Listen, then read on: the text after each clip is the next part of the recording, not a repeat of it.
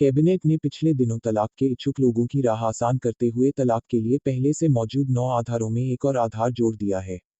लिहाजा अब तलाक चाहने वालों को केवल यह साबित करना होगा कि वे वर्षों से अपने साथी से अलग रह रहे हैं और उनका एक दूसरे से कोई संबंध नहीं रह गया है। ऐसा भी माना जा रहा है कि अब तलाक मिलने में ज्यादा वक्त नहीं लगेगा। कुछ कानूनविदों का यह भी मानना है कि इससे बेशक जबरदस्ती के रिश्तों को ढूंढना नहीं पड़ेगा और इसका पति पत्नी दोनों को ही फायदा होगा। सुधांशु गुप्त की रिपोर्ट। नवीन कोहली और नीलू का विवाह 1975 में हुआ था। विवाह के बाद इनके 3 बच्चे हुए। नवीन 3 फैक्ट्रियों के मालिक हैं। 1994 में नवीन ने कानपुर की फैमिली कोर्ट में नीलू पर मानसिक, शारीरिक, आर्थिक उत्पीड़न के आरोप लगाते हुए तलाक का मामला दर्ज कर दिया। नवीन ने अपनी पत्नी पर खराब व्यवहार, झगड़ालू होने और किसी अन्य पुरुष से उसके रिश्ते होने के भी आरोप लगाए। जाहिर है पत्नी ने इन सब आरोपों का खंडन किया और कमोबेश ऐसे ही आरोप पति पर लगाए।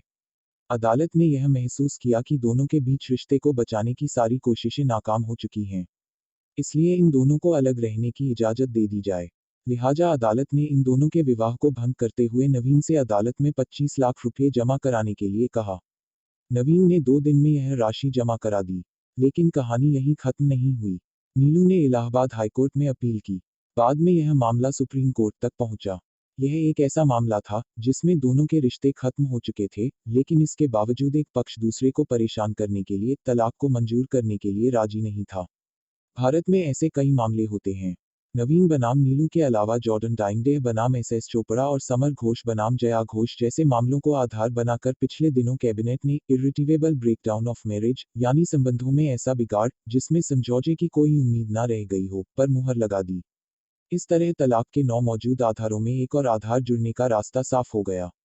अब तक तलाक के जो 9 आधार हैं, वे हैं व्याभिचार, क्रूरता, परित्याग, धर्म परिवर्तन, पागलपन, कुष्ठ रोग, छूत की बीमारी वाले यौन रोग, संन्यास और 7 साल से जीवित होने की खबर न होना। भारत दुनिया के उन देशों में है जहां आज भी तलाक दर बहुत कम है।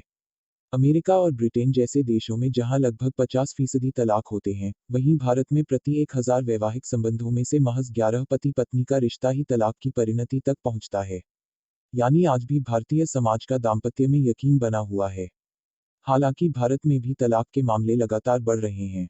तलाक के इस नए आधार का जोड़ा जाना तलाक की प्रक्रिया को आसान बनाने का ही रास्ता दिखाई देता है। सुप्रीम कोर्ट की वरिष्ठ अधिवक्ता रचना श्रीवास्तव कहती हैं, यह सच है कि कानून में संशोधन होने के बाद तलाक के मुकदमे बढ़ेंगे। खासकर इसलिए भी क्योंकि उस स्थिति में तलाक महज 1.5 साल में ही मिल जाएगा। उनका मानना है, लोग थोड़े से मतभेदों और पारिवारिक कटुताओं को ही इस रूप में पेश करेंगे, मानो उनके बीच समझौते की उम्मीद खत्म हो गई हो। संशोधन से महिलाओं के फायदे पर रचना कहती हैं, इससे केवल इतना होगा कि तलाक के मामले बढ़ सकते हैं और महानगरों की महिलाओं को तलाक के लिए ज्यादा परेशान नहीं होना पड़ेगा। हाँ, छोटे शहरों में रहने वाली महिलाओं को इसमें अवश्य दिक्कत हो सकती है। वह बताती हैं, छोटे शहरों में पुरुष यह आसानी से साबित कर सकता है कि उसका अपनी पत्नी से पिछले काफी समय से कोई रिश्ता नहीं है और वे दोनों रिश्ते के उस मोड़ तक पहुंच चुके हैं जहां से दोबारा संबंध नहीं बनाए जा सकते। ऐसे में पुरुषों को तलाक मिलना ज्यादा आसान हो जाएगा। वरिष्ठ अधिवक्ता अरविंद जैन इस पूरे मसले को अलग नजर से देखते हैं। उनका मानना है कि बेशक इस संशोधन के बाद तलाक मिलना आसान हो जाएगा, लेकिन तलाक का मामला फाइल करने के बाद उस प्रावधान का क्या होगा जिसके तहत पति पत्नी को 6 माह तक अलग रहने के लिए कहा जाता है। वह कहते हैं, तलाक कानून में अभी भी बहुत छूल हैं, इसलिए जरूरी है कि तलाक की इस पूरी व्यवस्था पर ही दोबारा से विचार किया जाना चाहिए, ताकि वकील अपने क्लाइंट को साफ साफ बता सके कि मामला क्या है और उसमें क्या क्या संभावनाएं हैं। इसके बावजूद अधिकांश कानूनविदों ने इस संशोधन का स्वागत ही किया है और महिला संगठन भी इसमें कोई खामी नहीं देख रहे हैं। वुमन पावर कनेक्ट की रंजना कुमारी कहती हैं, इस तरह के संशोधनों का स्वागत किया जाना चाहिए। इससे पति पत्नी दोनों को ही कोर्ट के बेवजह चक्कर लगाने से मुक्ति मिलेगी। बहरहाल यह तो समय ही बताएगा कि इस संशोधन का वास्तव में क्या असर पड़ेगा, लेकिन इतना तय लगता है कि इससे तलाक के मामलों वृद्धि अवश्य हो सकती है।